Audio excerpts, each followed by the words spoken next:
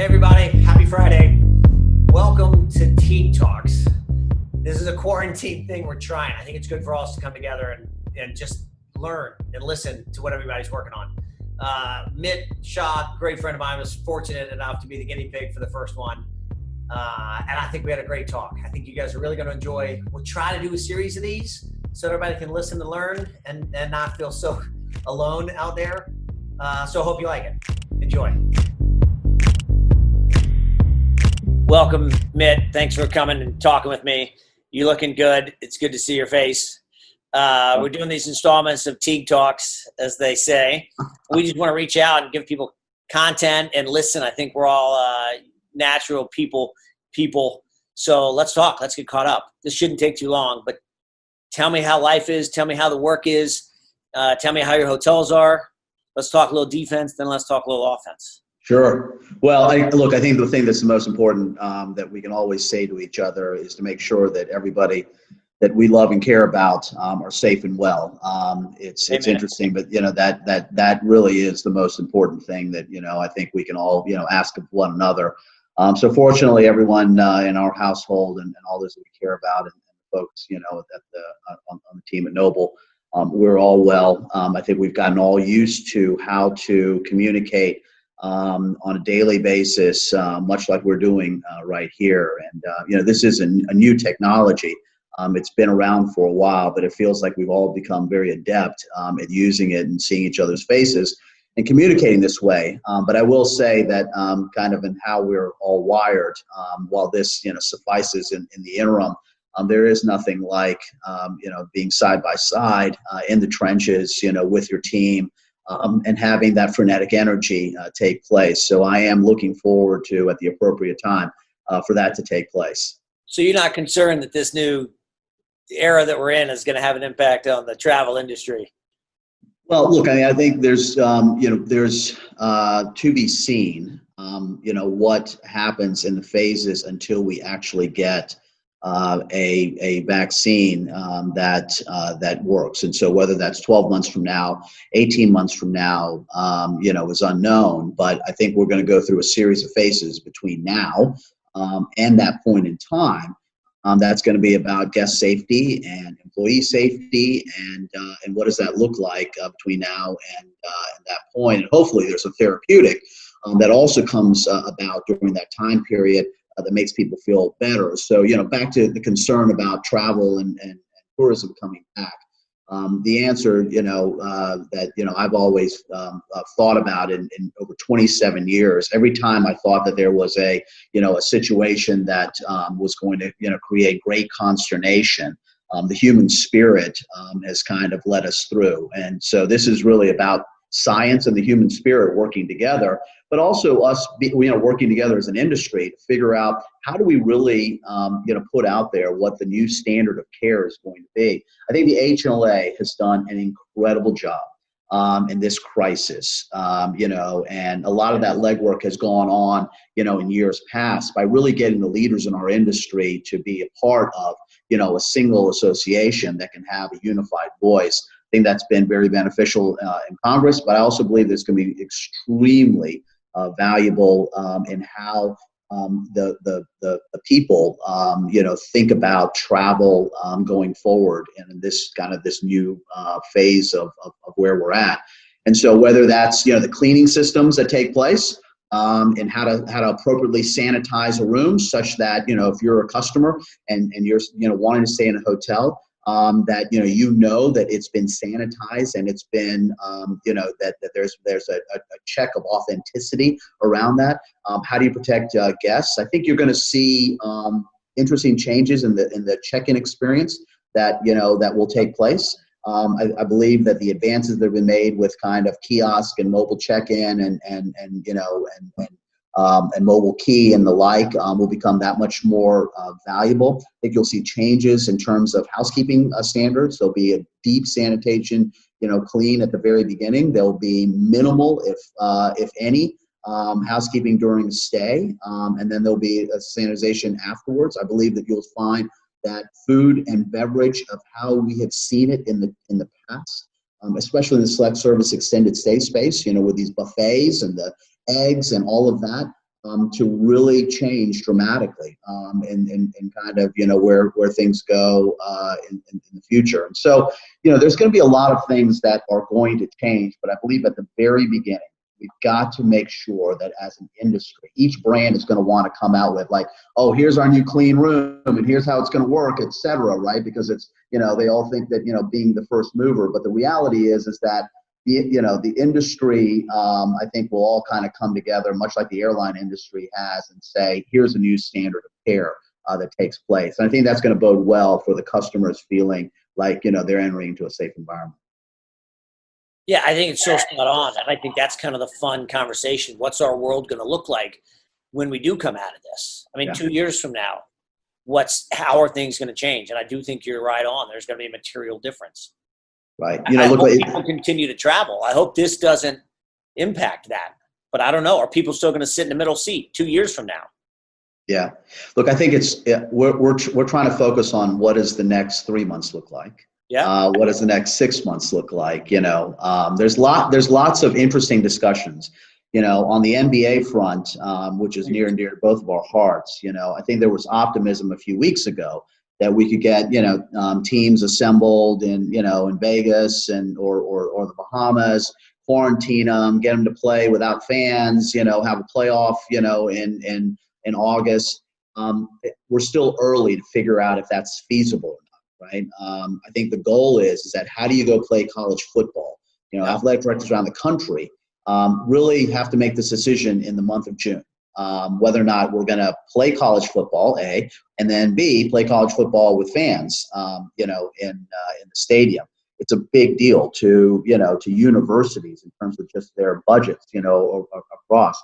And so if you think about our space in terms of the hotel space, we've got obviously a lot of different kind of, parts of our industry. You've got the resorts, you've got the large convention and conference hotels, and then you've got, the select service and extended stay business, which, populates a lot of, the time you and I spend together, and certainly, the great conference that, Hunter puts on every year, and constituency. So I think we all understand that the transient business is going to move differently than the group business. That individual travelers for both leisure and for business have always behaved differently than that group traveler. And this case should not be very different. If we can actually restart the economy in a safe way and people can get back to normative behavior, it is likely one of the first things that people want to do is to get away out of their homes, to go somewhere with their families, relatively close. And separately, when the dust settles, going out and seeing your key constituency. And that means, you're going to be going to New York and meeting with folks. I'm going to be, on the road and meeting with folks and doing what is a part of how we engage and how we, build our businesses. That's normal. In terms of behavior. I go back to when you and I were much younger and we saw the tragedy of 9/11 unfold. I remember conversations we would have. It says, like, how does travel resume in any way, shape, or form when we have just witnessed, something like this take place? How do people feel safe about getting on an airplane? And the reality is that we put in safety measures and protocols that you didn't know 100% that they were safe, but it made you feel safe. And over time, it proved out that, it did create, real safety in terms of travel. And then the human spirit took over. And I believe that what we have to do today is to make sure that we provide that kind of safety to our, guests, to our employees, that are in our hotels. And then just ensure the fact that, we stand behind it. Singapore has done some interesting things, with that kind of an early adopter fashion with their SG Clean. They essentially, require, hotels to have an ambassador, of sanitary and cleanliness. And then they've got protocols that are in place. And it's about how do you make sure that your employees are well? How do you make sure, guests and the check-in experience and what happens if there's an incident, et cetera? I suspect that something like that will be put in place that will allow, hotels to operate by a certain standard of care that will make, customers feel better about going in until there's a therapeutic and a vaccine. And as psychology is a big piece, we get used to it, right? We're now used to security lines. Heck, we're sort of used to staying at home now and social distancing and wearing masks in public. So I do think the psychology shift will be interesting. I think we'll be comfortable with it. I'm amen with you on the human spirit. I'm pulling for that. I think that'll always pull us through. So I think it'll be good. It'll just be fascinating to see how we change. Tell me, what kind of impact has this had on the fundraising side of the business? Are we even having fundraising conversations, or are we?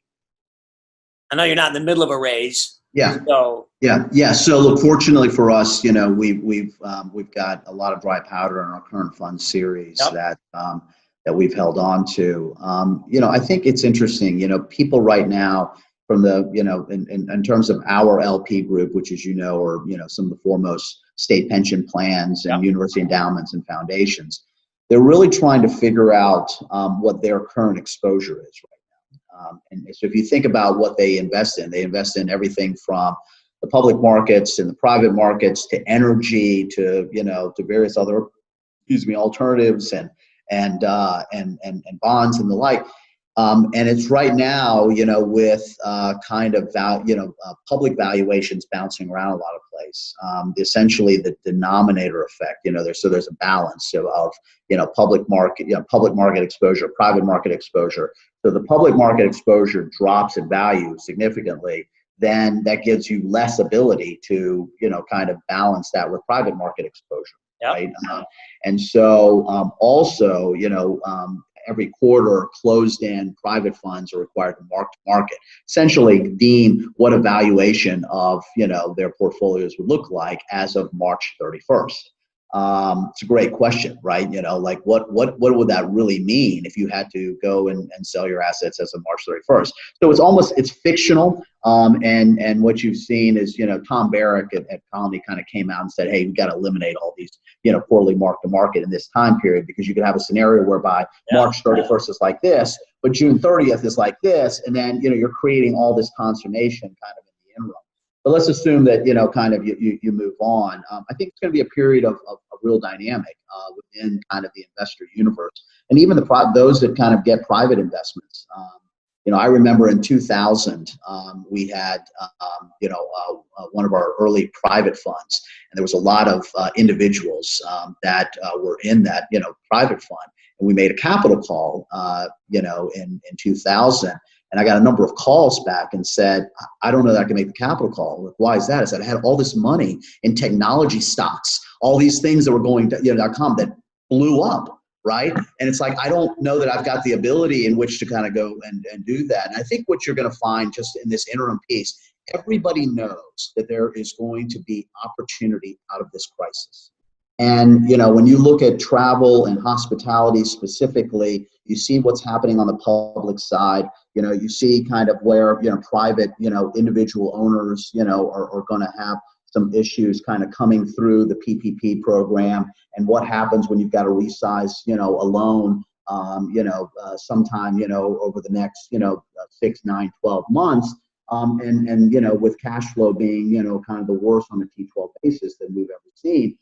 That's going to allow capital to be deployed across a wide spectrum of different opportunities. So I think that there's a balance. Right now, it's about it's kind of like the hotel side, right? Kind of figure out how do you get to phase one and through phase one, and then get into phase two. We don't see, there's been some things you've probably seen that have been out in the marketplace, primarily being sold by public REITs. That have gotten, a little bit of visibility, but no conclusion, right? There's no trades that are happening, and the like. So, we do believe that as we get towards, the third quarter of this year, there will be visibility on what bottom kind of has, looked like, for our industry. I think it gives better clarity for everybody in terms of what to do next. I love it. Our heads are in the same spot. We're seeing the same thing. Mit, thanks for coming. Let's keep these up. My final question is, I think you hit on it, but I want to know, are we playing basketball this year? When's the next time you and I get to go to a game? It's a tough question, Teague. I'll tell you, I thought 2 weeks ago, there was a better than 50-50 chance that we'd play basketball and, we would watch basketball being played with no fans, and we'd crown a champion in the NBA before Labor Day. I'm now, less optimistic. I believe the NBA will probably make a decision, in the next 30 days or so. My real concern isn't that. It is when we do reopen and we do start our season again. Let's assume for a moment that season starts on Christmas Day, December 25th. We have NBA games, et cetera. But now we got a new season that starts. We don't compete with college football. We don't compete with the NFL. We get to go through and actually have our playoffs in the summer. I was on an owner's call last week that kind of went through the dynamics. It's better for TV. It's better for the fan experience, et cetera. But here's the question. When do we allow people back into arenas? You can't social distance in an arena.